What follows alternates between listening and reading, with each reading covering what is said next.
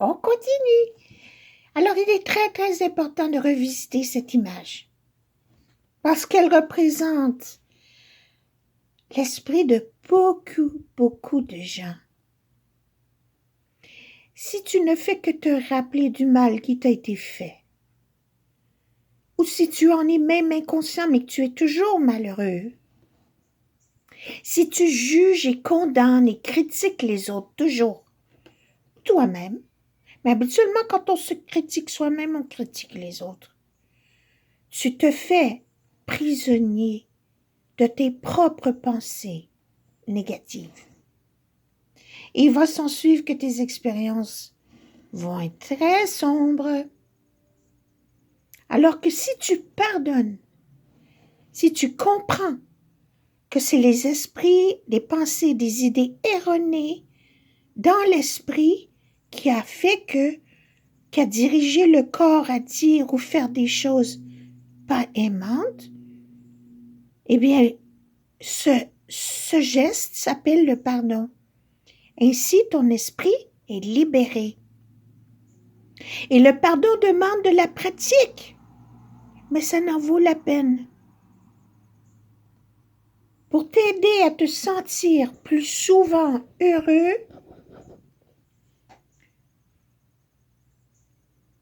pour t'aider à surmonter les moments difficiles, voici une liste de choses que tu peux faire pour t'aider toi-même. Chaque jour et tous les jours, essaie de ne pas juger les autres. Essaie de ne pas juger ce qui se passe, point. Essaie de ne pas te juger. Concentre-toi sur toi-même et sur ce qui se passe dans le moment. Et surtout, sur ce qui te fait sourire. Crois en toi et avance vers tes objectifs dans le sens qui te rend joyeux, heureux. Tout ce qui est bénévolent, amusant. On continue.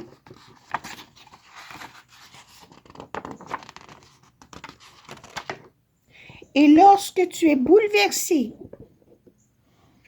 ou dérangé ou dépassé pour quoi que ce soit, prends une pause. Essaie de ne pas réagir aux expériences qui se présentent, que tu as créées au fond, mais réponds à la vie. Au lieu de réagir, on répond. Mais avant de répondre, avec des mots ou peut-être un silence, prends des grandes respirations profondes. Prends une petite pause et respire. Éloigne-toi de la situation qui est déjà en cours si elle te dérange. Va dans une autre pièce, va prendre de l'air. Change quelque chose à ton esprit. Tu peux faire du sport, tu peux courir, tu peux être dans un moment de silence. Ces choix t'aideront à te calmer. Et quand tu te sentiras mieux, tu vois ici, c'est des exemples. Tu peux faire du sport, tu peux tenter de créer, dessiner, écrire, lire un livre, aller prendre de l'air ou une marche, faire du yoga si tu sais ce que c'est, prière, méditation si tu sais ce que c'est. Mais bref, c'est enlever nos idées noires, les nuages de notre esprit. Et voilà ce qui se passe. Tout le monde devient heureux. Mais il faut de la pratique. On est loin de ça. Mais un jour à la fois, un moment à la fois, tout est possible. Quand tu te sens mieux, tu peux, même, tu te rappelles de pratiquer le switch, de changer une pensée qui n'est pas aimante pour une pensée aimante. Pardonner est une autre façon. Demande à quelqu'un à qui tu as confiance de t'aider à penser avec amour, de t'aider à comprendre. Je revisite là les petits points qu'on a mentionnés un peu plus haut. Fais une liste où énumère les personnes et les choses pour lesquelles tu es reconnaissant. Qu'est-ce que tu apprécies? Qu'est-ce que tu aimes? Ça, c'est toutes les choses qui peuvent t'aider à changer la noirceur, les nuages de ton esprit pour l'amener joyeux, le soleil. J'entends des bruits à l'extérieur. En fait, c'est très beau parce que l'image ici, c'est ce que je vois dehors. Donc, l'esprit de Loulou et de Madame Diane est ancré dans l'harmonie en ce moment. Alors voilà, regarde ça. Ça, c'est 3 personnes, mais au fond, ça se réverbère comme une petite pierre qu'on lance dans l'eau. Ça fait des petites... comment on appelle ça? Des petits cercles, là. En anglais, on dit ripples. Nous avons couvert beaucoup de choses, tu sais. Mais rappelle-toi que comprendre comment ton esprit fonctionne et à quel point tes pensées sont puissantes t'aidera à vivre une vie heureuse.